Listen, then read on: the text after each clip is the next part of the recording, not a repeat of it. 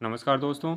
आज हम railway LP technician के 14 अगस्त 2018 में सेकंड शिफ्ट में पूछे गए रेलवे एलपी टेक्नीशियन के साइंस के क्वेश्चंस देखेंगे और साथ में हम ये भी बात करेंगे कि रेलवे के जो साइंस के क्वेश्चंस होते हैं, चाहे वो कोई भी एग्ज़ाम हो, एलपी टेक्नीशियन हो, चाहे आरपीएफ, ग्रुप डी या फिर एनटीपीसी या जेई, इन सभी में रेलवे साइंस के क्वेश्चंस कहाँ से पूछता है, इनका सोर्स क्या होता है। तो देखो, रेलवे साइंस के क्वेश्चंस पूछता है क्लास 6 से लेकर के और 10 तक के एनसीईआरटी की साइंस की बुक से।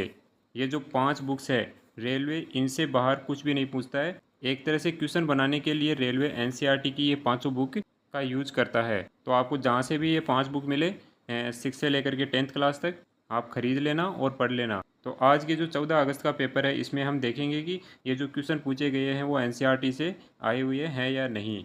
तो इसमें पहला क्वेश्चन देखते हैं, विच of the following animal has a comparatively longer intestine. इनमें से जो है किस जानवर की अपेक्षाकृत अधिक लंबी आंत होती है। तो देखो, ये क्वेश्चन जो है एनसीईआरटी से आया हुआ है। ये साफ साफ एनसीईआरटी में लिखा हुआ है। ये देखो, यहाँ पर मैं पूरा पेज तो दिखाऊंगा नहीं क्योंकि वो कॉपीराइट का इश्यू होता है। तो इसमें एनसीईआरटी में साफ साफ लिखा था कि herbivorous eating grass need a longer small intestine to allow the cellulose to be digested। Cellulose को डाइजेस्ट करने के लिए हर्बीवोरस के पास एक लंबी स्मॉल इंटेस्टाइन होती है, जबकि meat is easier to digest. Meat जो है आसानी से डाइजेस्ट हो जाती है। Hence carnivorous like tigers have a shorter small intestine. तो टाइगर्स जैसे जो कार्निवोरस है, जो दूसरे जानवरों को अपना खाना बनाते हैं, उनकी स्मॉल इंटेस्टाइन्स छोटी होती है हर्बीवोरस की तुलना में।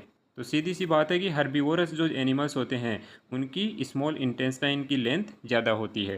अब क्वेश्चन पे आते हैं वापस। अभी इसमें पूछ रहा था कि इनमें सबसे लंबी इंटेस्टाइन किसकी होगी। तो इनमें हर्बीवोरस कौन सा है। इनमें हर्बीवोरस है रेबिट, खरगोश। तो खरगोश की जो है इंटेस्टाइन इनमें से सबसे ज़्यादा लंबी होगी। अगला क्वेश्चन देखते हैं, विच of the following element replaced एका एल्यूमिनियम इन मेंडलीव्स पीरियोडिक टेबल।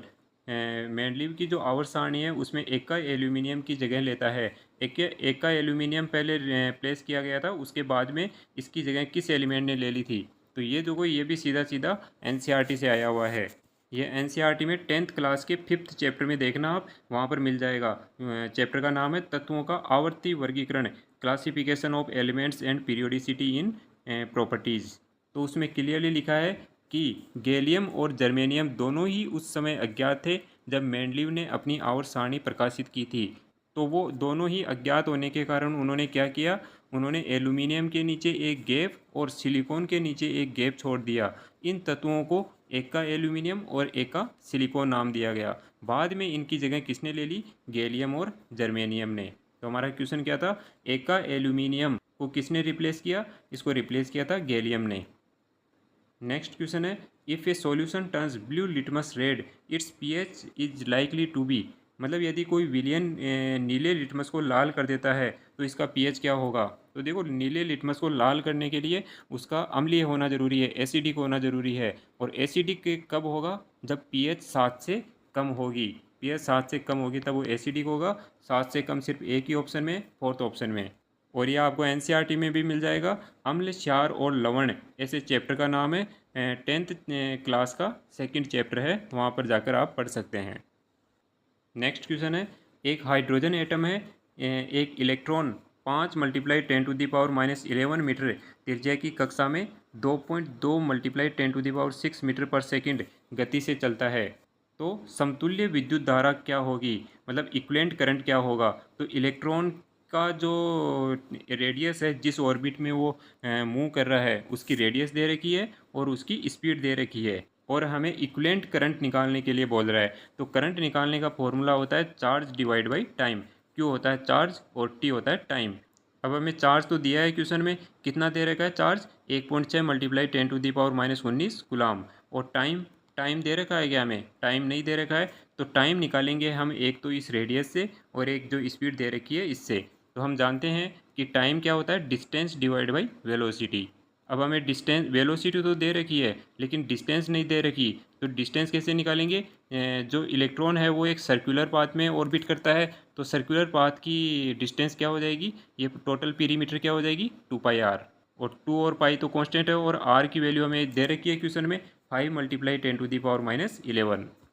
जब इन सबको पुट करके टी की वैल्यू आ जाएगी, और टी की वैल्यू जब इसमें रखेंगे तो हमारे पास करंट की वैल्यू आ जाएगी 1.12 मिली एम्पियर। नेक्स्ट क्वेश्चन है, implantation is the process of. Implantation किसकी प्रक्रिया है? तो देखो, इम्प्लांटेशन होता है जब जाइगोट बनने के बाद वो यूट्रस की लाइनिंग पर जा कर के अटैच हो जाता है, और वहाँ पर वो आगे जो है उसका एम्ब्रायो और फीटस बनने की शुरुआत होती है, तो उसे बोलते हैं हम इम्प्लांटेशन। सेकंड ऑप्शन में ऐसा दिया है, और ये आपको 8th क्लास के 9th चैप्टर में भी देखने को मिल जाएगा, एनसीईआरटी में। चैप्टर का नाम है जंतुओं में जनन, reproduction in animals. Next question है, non metal oxides are usually. अधातु ऑक्साइड आमतौर पर कैसे होते हैं? ये एसिडिक होते हैं। और अगर मेटल ऑक्साइड पूछता तो मेटल ऑक्साइड होते हैं क्षारीय या बेसिक। ये जब आप एनसीईआरटी की धातु और अधातु, मेटल एंड नॉन मेटल पढ़ेंगे, जो कि 8th क्लास के 4th चैप्टर में दिया है, तब आपको समझ में आएगा कि नॉन मेटल्स ऑक्साइड जो है वो एसिडिक होते हैं। नेक्स्ट क्वेश्चन है, 20 किलोग्राम भार की एक वस्तु को 2 मीटर की ऊंचाई तक उठाया जाता है। उस वस्तु पर गुरुत्वाकर्षण बल द्वारा किया गया कार्य कितना होगा? तो देखो, किसी वस्तु को अगर किसी ऊंचाई पर उठाया जाता है तो उस पर काम करता है पोटेंशियल एनर्जी या स्थितिक ऊर्जा, जो होती है mgh के बराबर। और ये क्वेश्चन कहाँ से पूछा गया है एनसीईआरटी में? ये क्वेश्चन पूछा गया है वर्क एनर्जी नाम के चैप्टर से, जो कि 9th क्लास का 11वां चैप्टर है। तो इसके अंदर आपको मास की वैल्यू दे रखी है, जी की वैल्यू दे रखी है 10, और हाइट की वैल्यू दे रखी है। सभी वैल्यू पुट करके आप आंसर निकालोगे तो क्या आएगा? 400 जूल। नेक्स्ट क्वेश्चन है, which of the following process will take place the slowest for the same quantity of liquid. अगर लिक्विड तरल की क्वांटिटी सेम है तो फिर इनमें से सबसे धीरे जो है कौन सा प्रोसेस होगा? बॉइलिंग, कंडेंसेशन, इवेपोरेशन या फ्रीजिंग? तो इनमें सबसे धीरे होगा इवेपोरेशन। अब डिटेल में आप पढ़ोगे जब बॉइलिंग, कंडेंसेशन, इवेपोरेशन और फ्रीजिंग, तो वो पढ़ोगे आप उष्मा या हीट चैप्टर से, जो कि 7th क्लास के 4th चैप्टर में दिया हुआ है एनसीईआरटी में। नेक्स्ट क्वेश्चन है, which of the following changes when a body perform uniform circular motion. जब एक वस्तु एक समान वर्तीय वेग उत्पन्न करती है तो निम्नलिखित में से कौन सा परिवर्तित होता है? मतलब उसकी यूनिफॉर्म सर्कुलर मोशन है तो इनमें से कौन सा चेंज होगा? तो देखो, यूनिफॉर्म सर्कुलर मोशन है तो मास तो चेंज होगा नहीं। मोमेंटम, मोमेंटम क्या होता है? मास मल्टीप्लाई वेलोसिटी। तो मास चेंज नहीं हो रहा है, और वेलोसिटी जब वो यूनिफॉर्म है तो वेलोसिटी भी चेंज नहीं होगी, तो मोमेंटम भी चेंज नहीं होगा। और यूनिफॉर्म सर्कुलर यूनिफॉर्म है तो स्पीड भी चेंज नहीं होगी, लेकिन डायरेक्शन चेंज होगी। उसकी डायरेक्शन हर एक पॉइंट पर चेंज होगी। जब वो एक सर्कुलर पाथ में मूव कर रहा है तो हर एक पॉइंट पर जब वो आगे बढ़ेगा तो उसका डायरेक्शन हर एक पॉइंट पर अलग होगी। तो 4th ऑप्शन हमारा सही हो जाएगा, और ये आप डिटेल में पढ़ोगे एनसीईआरटी की 9th क्लास के 8th चैप्टर में, जिसका नाम है मोशन या गति। नेक्स्ट क्वेश्चन है, रिक्त स्थान में क्या पढ़ना है हमें? हमें दे रखा है कि 18 वोल्ट इक्वल टू डैश दे रखा है और मल्टीप्लाई 3 ओम। तो डैश यहाँ पर क्या आएगा? तो देखो, यह है ओम का नियम। ओम का नियम जो है विद्युत में पढ़ोगे आप 10th क्लास के 12वें चैप्टर में। तो इसका तो सीधा सा फॉर्मूला है V equal to I R से। तो यहाँ पर V की वैल्यू हमें दे रखी है 18 वोल्ट, और R की वैल्यू 3 ओम दे रखी है, तो आप I की वैल्यू निकाल सकते हैं। I की वैल्यू आएगी हमारे पास 6 एम्पियर। नेक्स्ट क्वेश्चन है, which of the following physical quantity measures the rate of work done. तो रेट ऑफ वर्क डन क्या होता है? जब वर्क के अंदर हम टाइम से डिवाइड कर देंगे तो ये हो जाएगी रेट ऑफ वर्क डन, और इसको बोलते हैं हम पावर। तो पावर हमारा फर्स्ट ऑप्शन सही हो जाएगा, और इसके बारे में आप डिटेल में पढ़ोगे वर्क एंड एनर्जी चैप्टर में 9th क्लास के 11th चैप्टर में। और नेक्स्ट क्वेश्चन है, which of the following device convert chemical energy into electrical energy. इनमें से कौन सा जो है रासायनिक ऊर्जा को विद्युत ऊर्जा में परिवर्तित करता है? तो इनमें से कौन सा करता है? तो इनमें से ये काम करता है इलेक्ट्रिक सेल। इलेक्ट्रिक सेल में केमिकल एनर्जी किस में कन्वर्ट हो जाती है? इलेक्ट्रिकल एनर्जी में। इसके बारे में आप डिटेल में पढ़ोगे विद्युत में 6th क्लास में। अगला क्वेश्चन है, एक computer always has a.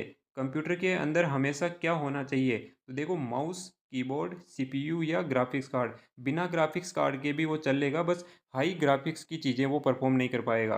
Keyboard के बिना भी वो काम कर लेगा, माउस के बिना भी वो चल जाएगा, लेकिन सीपीयू, ये तो उसका ब्रेन है, ये तो होना ही होना चाहिए। तो 3rd ऑप्शन सही हो जाएगा। कंप्यूटर में सीपीयू तो होना ही चाहिए। अगला क्वेश्चन है, name the stage of mitosis during which the chromosomes of a dividing cell lies at the equatorial plate.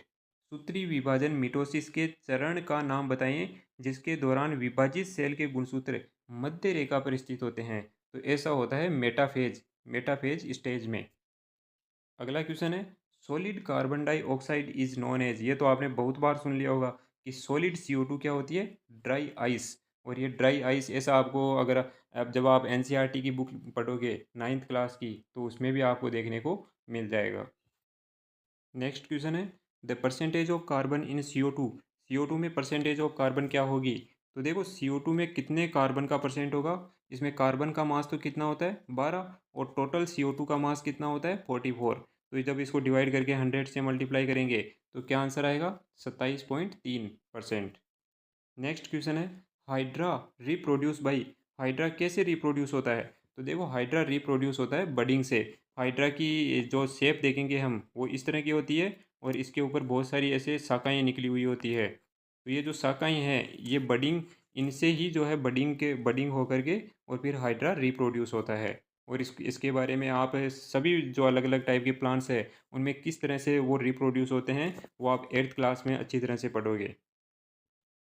Next question है, संवेग की इकाई क्या है, यूनिट ऑफ मोमेंटम। तो देखो मोमेंटम क्या होता है, मास मल्टीप्लाई वेलोसिटी। तो मास की यूनिट क्या होती है किलोग्राम, और वेलोसिटी की यूनिट क्या होती है मीटर पर सेकेंड। तो मीटर पर सेकेंड, सेकेंड को जब ऊपर लेके जाएंगे तो ये सेकेंड इन्वर्स हो जाएगा। तो सेकेंड ऑप्शन हमारा सही हो जाएगा मोमेंटम की यूनिट। और मोमेंटम के बारे में न्यूमेरिकल्स, इसके फॉर्मूले और इसके बारे में डिटेल में आप NCERT की 9th क्लास में पढ़ोगे 9th चैप्टर में। नेक्स्ट क्वेश्चन है, ए या an dash flame is produce when the oxygen supply is sufficient. जब ऑक्सीजन की आपूर्ति पर्याप्त है तो जो लो बनेगी उसके अंदर फ्लेम बनेगी उसका कलर क्या होगा। तो जैसे मान लेते हैं कोई स्टोव जल रहा है और स्टोव के अंदर जो फ्लेम निकल रही है उस फ्लेम को अगर पर्याप्त ऑक्सीजन मिल रही है, उसको ऑक्सीजन की कोई कमी नहीं है, तो फिर उसकी फ्लेम का कलर क्या होगा ब्लू।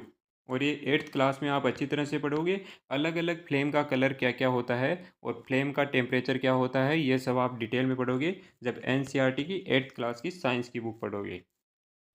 नेक्स्ट क्वेश्चन है, in the modern periodic table which of the two period contains 8 element each. मतलब कौन से दो आवर्त जो है जिनमें प्रत्येक में 8 तत्व मौजूद है। तो इसके लिए हम पीरियोडिक टेबल देखते हैं। ये देखो पीरियोडिक टेबल। अब इसके अंदर जो है ये जो सेकंड आवर्त है इसमें कितने एलिमेंट है, 1 2 3 4 5 6 7 8। इसमें 8 है और थर्ड वाले में भी 8 है। तो सेकंड और थर्ड वाला जो आवर्त है उसमें प्रत्येक में 8 एलिमेंट होंगे। तो इसमें हमारा आंसर क्या हो जाएगा सेकंड और थर्ड। ये भी आपको NCERT की बुक में मिल जाएगा। तो इस पेपर में हमने 20 क्वेश्चन देखे हैं। इन 20 में से आपने देखा होगा कि सारे के सारे NCERT की 6 से लेकर के 10th क्लास तक की जो साइंस की बुक्स है ये 5 इनमें से ही पूछे गए हैं। एक क्वेश्चन था बस कंप्यूटर का, वो कंप्यूटर का क्वेश्चन जो है वो साइंस की जो ये 5 बुक है इनमें इंक्लूड नहीं है। वो कंप्यूटर का एक अलग से सब्जेक्ट चलता है स्कूल में, उसमें से पूछा गया है। लेकिन वो भी इतना टफ नहीं था कि आप उसको अटैम्प्ट नहीं कर सकते। बाकी 19 क्वेश्चन जो है वो इन 5 बुक से ही सारे के सारे पूछे गए हैं। तो रेलवे के कोई भी एग्ज़ाम के लिए अगर आप साइंस की प्रिपरेशन कर रहे हैं तो मेरे हिसाब से आपके लिए बेस्ट बुक्स है क्लास 6 से लेकर के 10 तक की बुक।